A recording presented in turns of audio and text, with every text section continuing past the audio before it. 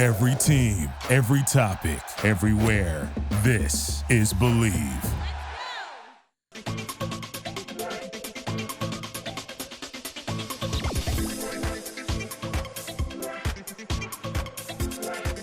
All right, welcome everybody inside another edition of Believe in the Eagles. I'm your host, Mike Gill, joined this week by former Eagle. He's the host of Believe in the Jaguars. So we'll talk a little bit about Dougie P and his team as well. But former Eagle Clay Harbor is with me on this edition of Believe in the Eagles. Eagles Giants this week. You've played in this game, Clay. You know what's about to happen. What's going on, buddy? How are you?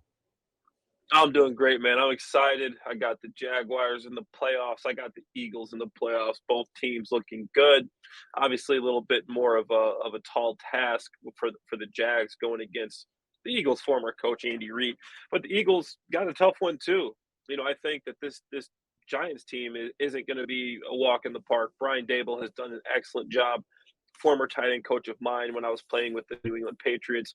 Very smart guy, intelligent offensive mind, great play caller. I mean, all these above. And he has Daniel Jones playing great these past, 4 or 5 weeks. Saquon Barkley is pounding the rock. And this defensive line is pretty stout. So Eagles got their work cut out for them. I think they can get it done, but I don't think it's going to be easy. All right. One of the things I want to talk about with you to start things off before we kind of get into X's and O's and breaking this game and getting your thought and picking your brain. We saw the Giants last week. They look really good. And then you see a team one week and they look really good. Cowboys fall into this a lot where, wow, they look really good. How much do we take as a player of what you saw on film one week and then saying that's who they're going to be again this week? I always say when I do the show, like over the years of studying the game and watching you guys, one box is here, that box is closed, it's put on the shelf, and then a new box opens the next week. Or are there things that you can take from what you saw previous weeks into this matchup with the Giants looking so good against Minnesota? Does that mean in your mind, wow, they're starting to gain momentum, they're starting to be a better football team, and they're going to look better against the Eagles? When I'm watching tape, here's how I watch tape, right?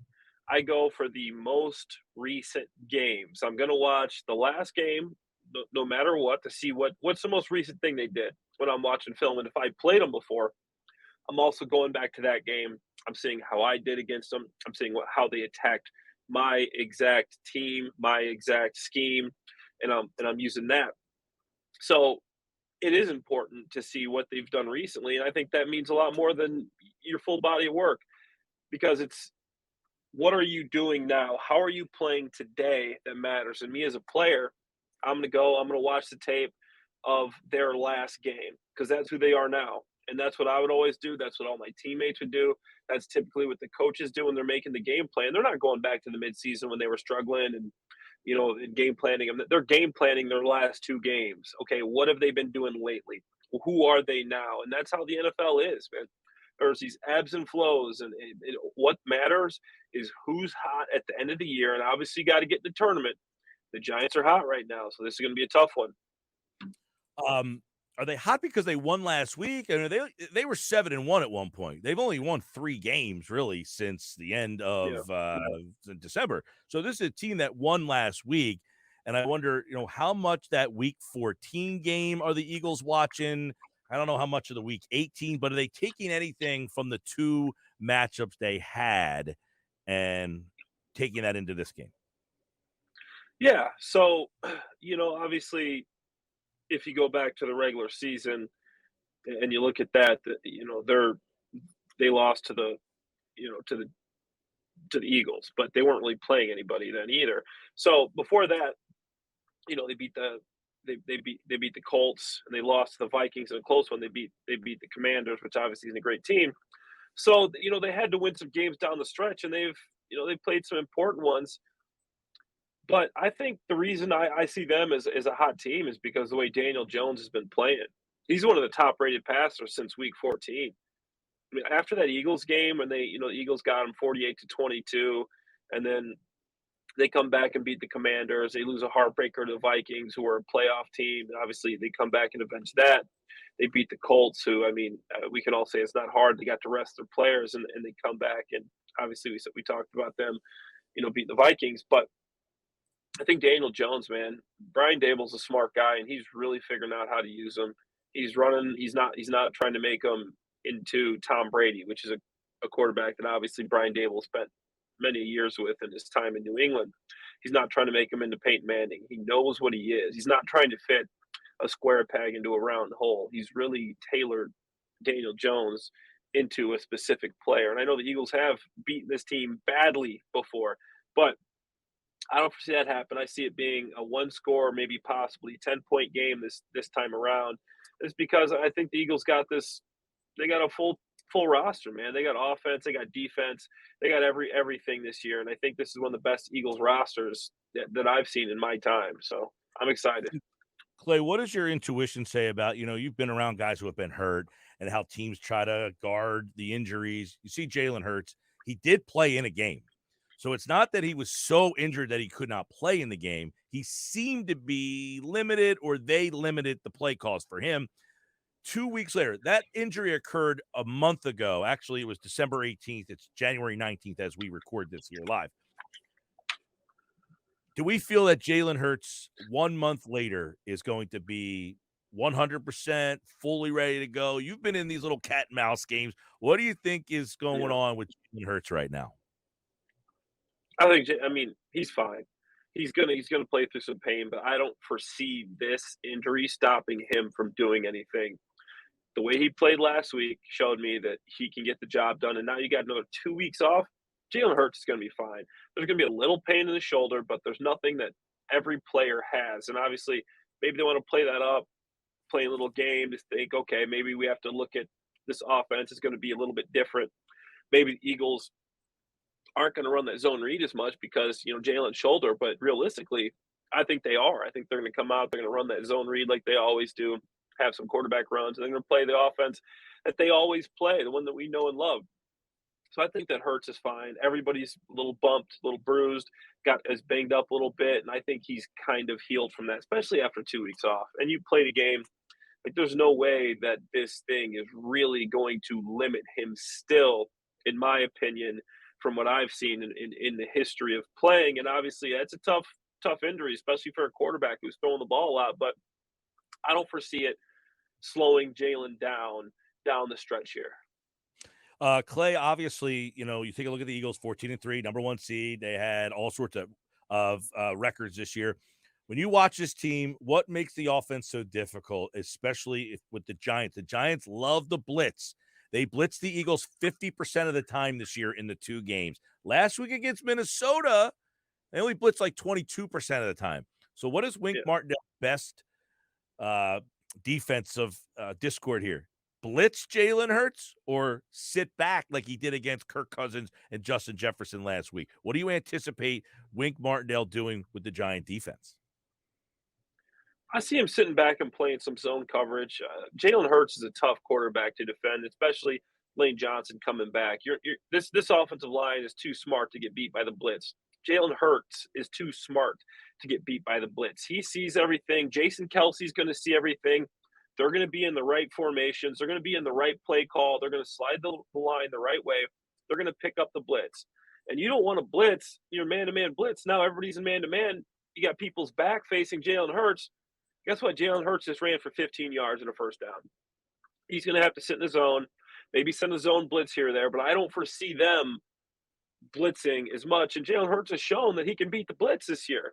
He can beat the blitz. He's one of the better quarterbacks in the league against the blitz. So I think that it's going to be more of a zone coverage type day for the Vikings, and they know that they can't really try to, pick on Jalen Hurts and heat him up that much because this O-line, especially with Lane Johnson coming back and Jason Kelsey, who has seen everything twice that there is to see.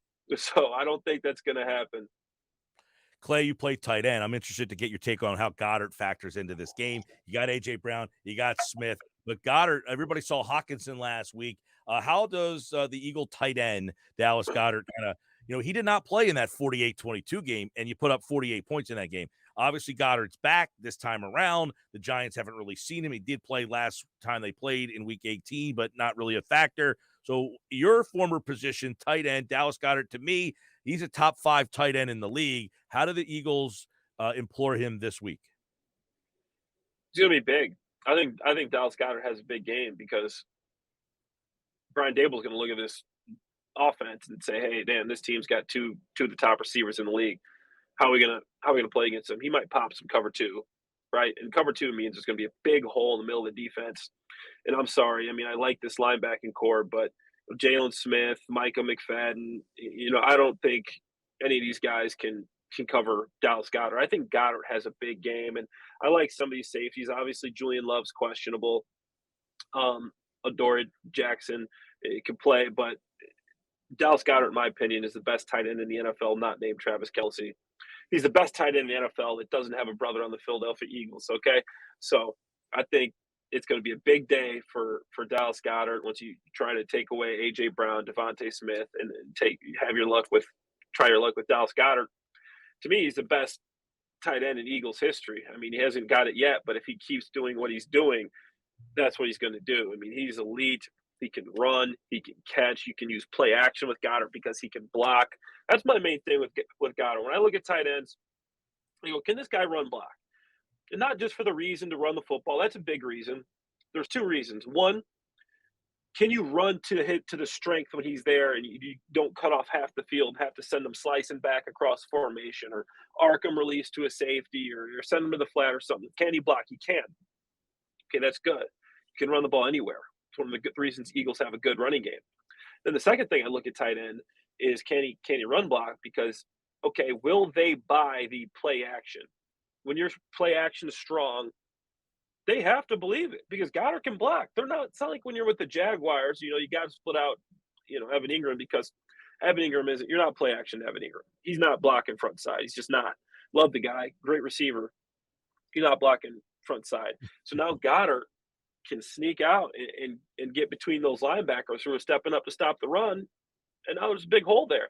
So I see Goddard having a big game for that reason. Eagles establish the run, little play action, get Goddard behind these linebackers, and Jalen loves Goddard. He hits him when he's there. It'll be definitely interesting to see who the Giants focus on. The last time they played Clay, the Week 14 game, Miles Sanders had 177 yards, but we all know Boston Scott has had the Giants number here. Do the Eagles, should they lean on the run game against this Giants defense? I think so. I think in the playoffs, the run always travels well. Obviously, you got a good quarterback, but you really do want to establish that. And I know down the stretch they haven't been running the ball as much, but I think you establish the run and you go off that. They can't stop you. You have one of the best running offenses in the league. Jalen Hurts, use some zone read, obviously some downhill stuff. If Lane is back, you can run behind him. They got Kelce, you got all those guys, and you establish the run that opens up so many things. If they get the run established early, there's literally, almost a 0% chance the Giants can win this game. If you establish the run and you're not down, you're not pigeonholed into throwing the ball and, hitting your big time receivers and making plays, this game's as good as done. So that's what you got to do if you're Sirianni. And I know he loves to sling the ball, but establish the run, get Miles Sanders. Boston Scott loves the Giants. Get them involved early around this big offensive lineman. These guys, offensive linemen love pass blocking is cool, but they want to run block. They want to fire off and hit the defense. Take their aggression on the defense. That's what the O-line wants to do. Run the ball, then play action off of that. All right, let's look at the Giants on the offense here. Daniel Jones, obviously last week. The Vikings play a similar defense to the Eagles, right? They play a very similar style of defense, but maybe don't have the same talent. If the Eagles play the Vikings style of defense, does Daniel Jones have another big game in him? Daniel Jones, obviously he doesn't have huge numbers, 3,000 yards, 15 touchdowns, 5 interceptions, but where Daniel Jones really gets the job done is football, 700 yards, averaging almost 6 yards a carry, 7 touchdowns. So, the Eagles do run a similar style defense, but I just think they got better players. Yeah, I think Hassan Reddick, you can't account for him. I think TJ Edwards has shown that he can play at the high level. He's one of the best middle linebackers in the league. Kaiser White's played solid, and obviously you're missing Avonte Maddox, but I think overall this defense is too good. And you got two of the best cornerbacks in the league, so you don't have to focus as much on the coverage aspect. You obviously still do, but you can take away certain things. If Daniel Jones starts killing it, you can kind of put Slay and Bradbury on an island and focus more on stopping that run and force them to throw the ball. I think that's what they're going to do. Make Daniel Jones beat you with his arm. I think Gannon knows that. This guy's got to beat us with his arm. We're not going to let him beat us with his legs. He's done a better job of that. He's been throwing the ball better, but I still don't believe he can beat you with his arm. You can stop Saquon and stop Daniel Jones running the football. You're going to win this game. Your defense is going to be successful. And I think that's as far as it goes right there. Stop those two guys on the ground. It's going to be a good day for the Eagles. Yeah, now Clay Harper's with us, former Eagle tight end. He's hosted Believe in the Jaguars and, of course, Jags and Kansas City. That's the early game on Saturday before the Eagles and Giants. I want to get your take as a guy who played in the league and has probably heard all these crazy numbers. The Eagles are 5-0 in home divisional round games. They've never lost at home in this game. They won 9 straight home games against the Giants. That kind of stuff. Players care about that? Do you guys I know it's like, well, I wasn't on any of those teams. What's it matter? But there's a reason why those numbers continue to add up. You beat the Giants 9 straight times in Philadelphia. The Eagles have never lost a divisional home game. Do those stats matter? Those stats matter to guys like us sitting here talking about the game. That's about where they matter. Okay, there's trends, right? So that's a trend. That's not just a one-off. That's a trend. So why is that happening? But as a player, you don't care at all about that. What you care about is getting in. I'm watching the tape. I'm looking at these defensive ends. What I'm doing, say I'm Dallas Goedert, right? I'm not looking. We've won 9 straight. We beat the Giants, at home. We've won 5 straight. No, I'm going in. I'm watching Thibodeau. I'm watching Ward. I'm watching these DNs. I'm watching these linebackers. Okay, same guys I'm playing against. I'm watching the previous game I had against them. Saying, okay, here's how I did against them. Here's what they did to me. Okay, let me watch the last couple of games they've played. Okay, here's what they're doing now. Here, I'm watching the scheme. Okay, this is new coverage for them. Okay, if they pop this, I should be one-on-one with the linebacker. I don't care anything about any we've won 10 straight, 5 straight to the players and the coaches. That doesn't matter. What matters is the man across from you, and you narrow your vision down to your single matchup. And that's what everybody does when your team is just rolling. Nobody cares. You see the 5 feet in front of your face, right? And that's what you take advantage of. And in the end, that's when you look back and you say, okay, wow, that's because we prepared the way we prepared. Our coaches coach the way they coach. And that's why it happens. But you just got to keep doing the same things you've been doing and not listen to any of that noise to keep it going. When you start thinking about that stuff, that's when you start losing focus of your routine and your regimen. No, you just keep doing it, keep doing it, keep doing it. Block it out. Don't think about it. Block it, just keep doing it. Then you can look back and say, wow, this is why we're where we are, why we've won is because of that. So as a player, you don't think about that at all. Right, like, does it slip into the subconscious? Like, why are we not ever able to win in Philadelphia? And, like, that doubt does that set in the beginning. But, look, the Giants just haven't been very good. This is much better. You said you played with Brian Daboll. What makes him like, I love this hire for them. I feel like they're obviously not the most talented roster, but how does a coach how are they able, and specifically a guy like Daboll, who you said you play for, how is a guy like that able to get the most out of a roster like this Giants team? Man, I can't say enough about Brian Daboll. I was only, and here's my. So I went from Jacksonville to New England. I remember Jacksonville back in 2016. I played 4 years with the Jags. I'm a free agent, and the Jags offered me another deal, 2-year deal. Instead of going back to the Jags, I took the deal with the Patriots because I wanted to play with Tom Brady. I wanted to play with Belichick, have a chance to win a championship. Unfortunately for me, halfway through the season, I got injured. I got released. I got picked up by the Lions. The next day, finished off the season with the Lions. But just through that entire offseason and that whole half a season, Brian Daboll was my tight end coach. So obviously, I'm with him every day. One of my favorite coaches I've had in my life.